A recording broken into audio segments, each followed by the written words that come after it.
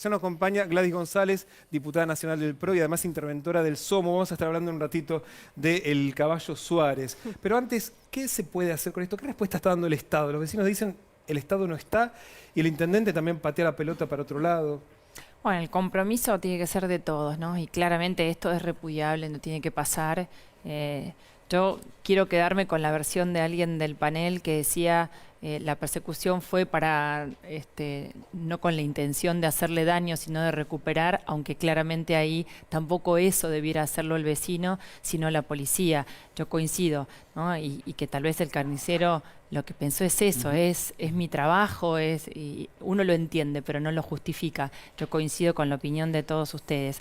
Ahora, yo veo a una gobernadora de la provincia de Buenos Aires haciendo un enorme esfuerzo para poder generar un cambio de rumbo en cómo venía siendo la provincia de Buenos Aires y la seguridad en la provincia de Buenos Aires durante todos estos años. Claramente no se cambia de un día para otro. Es el problema más importante de todos los vecinos, no solo de los bonaerenses, pero bueno, en la provincia de Buenos Aires se siente mucho más. Hay una policía que tiene que ser profesionalizada. La gobernadora está haciendo un enorme esfuerzo por equiparla y por también hacer esto de separar a los buenos y a los malos. Pero igual, diputada, la sensación que con este caso o con otros es que si no se ocupa el vecino, el Estado no está. Es terrible que esa sea la sensación, pero creo que muchos otros vecinos sí sienten que hay una gobernadora que tiene hoy la decisión de pelear contra las mafias, de desenquistar una forma dentro de la policía que le hace mucho mal al funcionamiento y a la efectividad en la política pública de seguridad. Es difícil, es complicado. Yo la veo a María Eugenia Vidal muy comprometida. De hecho, está equipando a la policía, una policía que no tenía chalecos, que no tenía tecnología para poder trabajar. Obviamente, hace falta también el compromiso de los intendentes. Es algo que nosotros venimos discutiendo en la provincia de Buenos Aires hace mucho tiempo con las policías comunales, para que también el intendente ¿Cree que resultaron pueda... hasta ahora las policías comunales? Porque de hecho en Zárate hay policía comunal y evidentemente no da el resultado. Y uno escucha a los mismos intendentes o los secretarios de seguridad de cada municipio y siguen porque reclamando las mismas sigue cosas. siendo un híbrido, ¿no? Entre quién se hace cargo de esa policía. Pero hoy día las municipalidades que tienen policías comunales, los intendentes, lo que hacen es distribuir su trabajo territorial, o sea que tienen influencias sobre en qué lugares poder hacerlas operar a esas policías. Ahora, me permite, porque sí. A ver, nosotros en los medios me parece que hay que hacer una autocrítica. Se habla mucho de justicia por mano propia y sabemos que si es por mano propia no es justicia. ¿No? ¿Estamos de acuerdo en eso? Pero por supuesto. Ahora, falta la autocrítica a la política, porque también pasa esto por lo que decíamos recién, ¿no? Hay una ausencia del Estado. La gente no se siente protegida y actúa por voluntad propia porque entiende que no aparece quien tiene que aparecer en escena cuando pasan estas cosas. Sí, yo siento que hay mucho todavía por hacer y que los vecinos todavía ven que falta tiempo, pero sí veo una gobernadora comprometida con la seguridad y peleando contra un sistema que durante años está enquistado en la provincia de Buenos Aires y han pasado ministros y políticas y grandes anuncios de shock y que después finalmente no terminó en un resultado. Ahora, pero yendo a un plazo mucho más corto y dándole una vuelta de tuerca más, ¿no cometió un error la gobernadora o también la ministra de Seguridad, Patricia Bullrich, cuando defendieron de una manera tan enfática al médico que asesinó Lo que había a... dicho, ¿no? Eso fue en San Martín, que dijo, fue víctima de un delito. La verdad es que ¿no? ahí nadie dijo que está mal hacer justicia por mano propia. Lo que dijo la política claramente fue que el médico era la víctima. Y ahora, yo no sé si en ese caso, desconozco los quién era la detalles, víctima. pero yo no sé si en ese caso no fue en defensa propia. Este caso es bastante diferente. No conozco los detalles, pero me parece, tengo memoria de haber escuchado el relato de ese médico diciendo que fue un caso en donde él se defendió frente al otro mucho más claro que en este caso, en donde hay persecución, en donde tal vez fue un accidente y no fue el querer del carnicero hacerle daño a ese delincuente. No, me resulta curioso y me parece que es un dato a tomar en cuenta que los vecinos están protestando con el intendente, no con la comisaría. Claro. Es decir, están echándole la culpa A la responsabilidad política. a la política. Sí, de hecho es lo que siempre dicen los intendentes. Nosotros somos la primera ventanilla de queja de los vecinos ante cualquier circunstancia, especialmente el tema de la inseguridad. Y de hecho es así, porque el intendente en definitiva es el que camina todos los días en la calle. Por eso, si este municipio tiene policía comunal, el intendente tiene algunas herramientas para actuar. Claro que a veces, si no hay una buena coordinación entre lo que hace el intendente con la policía bonaerense y el gobierno provincial, se hace mucho más difícil poder actuar con efectividad. Yo lo que veo es que hay una enorme voluntad política y políticas públicas concretas para cambiar el rumbo de esto. Es el problema más difícil, es la prioridad y la principal demanda de todos los bonaerenses. Claramente va a resultar el trabajo y el desafío más grande que tiene nuestra gobernadora, pero yo la veo con la voluntad de que esto cambie. Va a hacer falta tiempo para que eso suceda. Claro que es un minuto, es la vida de una persona. Entonces uno ni siquiera puedes hablar de estadísticas porque una persona es una fatalidad. Sí, obviamente para una familia, ¿verdad?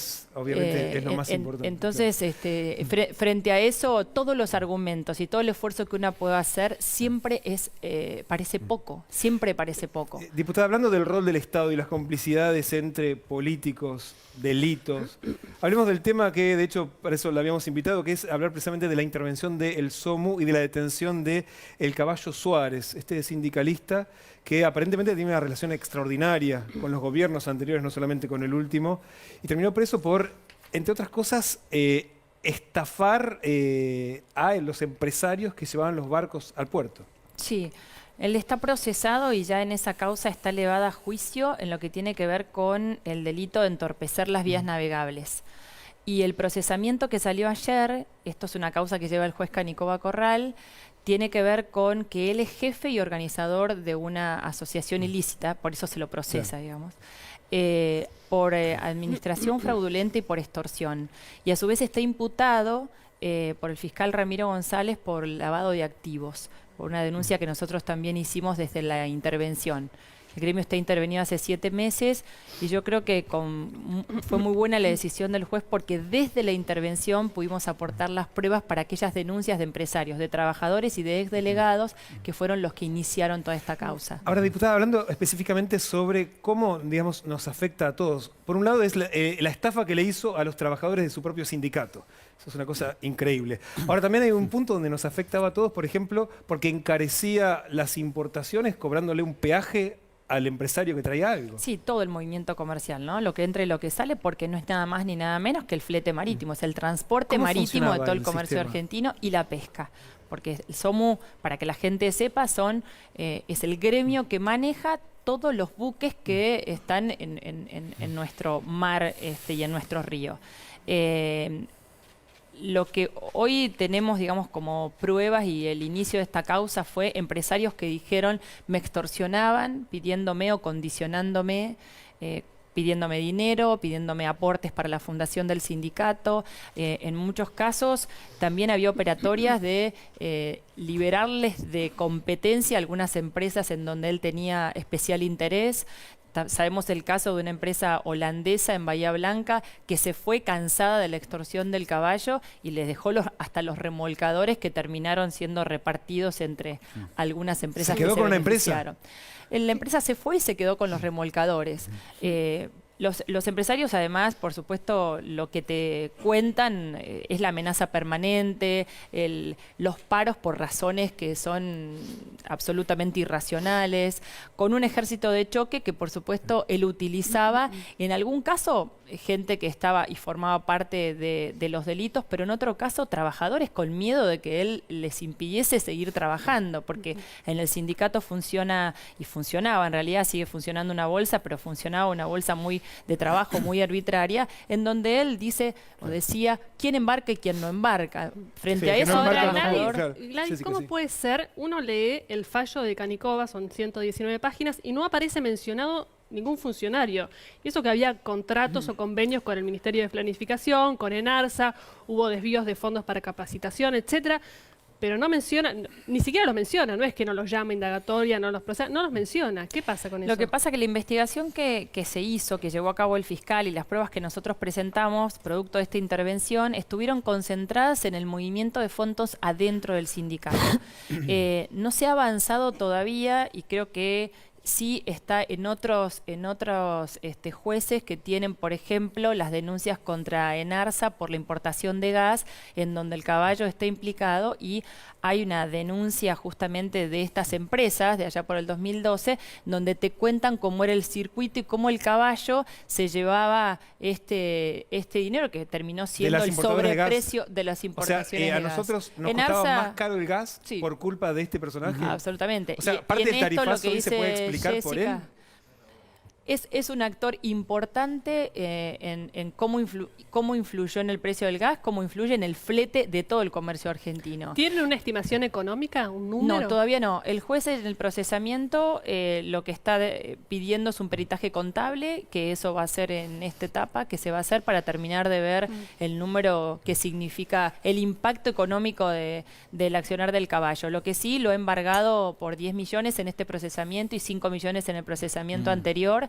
Y es mucho dinero, o sea que estimamos que ya el juez percibe que la estafa y la defraudación lo que es dice muy el diputado grande. es impresionante. Si todo lo que pasaba por los puertos, o sea, lo que se importa, lo que se exporta, la pesca, el gas que se importaba para reemplazar lo que falta, todo eso incluía un sobreprecio por la coima que cobraba, o sea, nos afectó el bolsillo de todo. Pero además no solo el impacto económico, el impacto cultural, porque si vos tenés en lugar del Estado una mafia, como era esto, claro, que es la que se ocupa de cobrar peajes clandestinos, esto afecta a la naturaleza cultural y política de todo un país. Ahora, esto no puede haberlo hecho este señor solo. Esto tiene que haber tenido complicidad de la gente de aduana, de puerto, los jueces, porque esto además no lo están investigando hace 6 meses. Lo vienen, supuestamente las denuncias llevan mucho tiempo. ¿Cuántos son los empresarios que no denunciaban nada? ¿Cómo puede ser que nadie lo denuncia al caballo?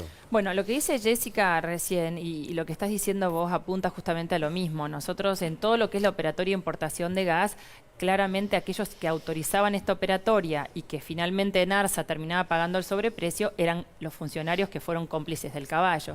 Entiendo que después la causa, a medida que vaya avanzando, va a terminar también llegando hacia esa punta del ovillo que tiene que ver con dejar hacer al caballo y pagar con plata del Estado la coima y el negocio de este personaje. Entiendo también que no debe ser fácil denunciar a quien entró al gremio a punta de pistola, quien tiene complicidad política, y eso era público en aquel momento. Pero le quiero preguntar, porque yo la escucho a Gladys con esa cadencia, en hablar. Uno ha tenido trato con los sindicalistas. Le pregunto si la amenazaron en algún momento. Sí, bueno, de hecho nosotros lo denunciamos, el amedrentamiento es permanente, la campaña sucia que nos han hecho es permanente y la amenaza fue concreta en oportunidad de viajar a Corrientes a una seccional que teníamos que intervenir, un personaje que quería ser el heredero del caballo y me amenazó de muerte a mí y a un abogado interventor y hoy día... Pero a ver, le pido si puede reproducir la escena, más allá de cómo lo cuenta, con quién estaba, qué pasó, qué le dijo... Bueno, fue una situación bastante, la verdad que difícil. Fue un viaje que hicimos en un trayecto corto, pero de Corrientes a Empedrado, donde el sindicato tiene un centro recreativo. Él manejaba una camioneta 4x4, el abogado y yo íbamos con él. La verdad que cuando le dijimos que sí, ya veníamos un poco incómodos porque es una persona bastante especial en cómo te habla, cómo te intimida ya con su forma de dirigirse. Hicimos ese trayecto, había autos que nos seguían, que nos sacaron fotos permanentemente cada vez que bajábamos en la visita. Hoy recordaba lo que pasó y la verdad que tuvimos temor. Es un lugar que es extraordinario, pero es bastante... ¿Cómo decirles? Es un río donde se va a pescar, es un lugar tenebroso en algún caso. O sea que había depende de con quién uno esté acompañado. Claro. Claro. Es muy lindo, claro. pero en ese, yo recordaba hoy, en ese momento, la verdad es que los dos tuvimos miedo. Y mucho más cuando él nos dijo, cuando nosotros le dijimos que él se tenía que ir, que estaba suspendido por el juez, nos dijo que en cualquier momento a alguien se le podía escapar un tiro. Bueno, pero eso fue una amenaza directa. Sí, y la denunciamos, pero bueno, eso lo dijo y seguimos con él en la camioneta y seguimos cerca Seguimos, dijeron, esperemos fuimos que no al se le río. escape, La ¿no? verdad que hoy repasábamos y la verdad que fue una situación Tremenda. que uno no se da cuenta, pero y además en el momento este hombre tiene una forma de intimidar, de preguntarle. El otro muchacho que yo puse de interventor es de Corrientes. Le preguntó 10 veces dónde vivía. Claro. 10 veces yo dije, pero este hombre no está escuchando. No está escuchando, no. Lo hace a amenaza, propósito claro. para intimidarlo. ¿Es cierto que hoy no pueden entrar a la seccional Rosario? No podemos entrar a Santa Fe, a Rosario, a Barranqueras, a Posadas y a Colón. A Corrientes tuvimos que entrar con la gendarmería. Y ahora el juez ha librado exhortos para que la justicia nos acompañe para ingresar. Pero están atrincherados todos los que son del entorno del caballo. Esa zona es de mayor influencia del caballo. Corrientes tiene más de 2.000 afiliados, es la seccional más Tiene importante. un pequeño Otesur, hay un pequeño caso tipo Otesur de desvío de fondos con el sindicato y el hotel y la empresa propia. Sí, ahí hay un hotel que se llama Hotel Belinda, Puerto Belinda en Montecaseros, que él incluso confunde en su relato, porque cuando lo escuchábamos, creo que Jessica hizo un informe en algún momento, pero en su relato él confunde si es del gremio o es de una empresa. En realidad es de la empresa que hoy él tiene el 80% de las ya ni acciones. sabe. Claro. No es del No gremio. sabe qué es Pero de le él, hizo qué con- es era de él. dinero del Después de gremio. 27 años es una cosa que a él se le confunde que es de él y que no. Y ese hotel, según el gobierno de Corrientes, tiene 24 plazas.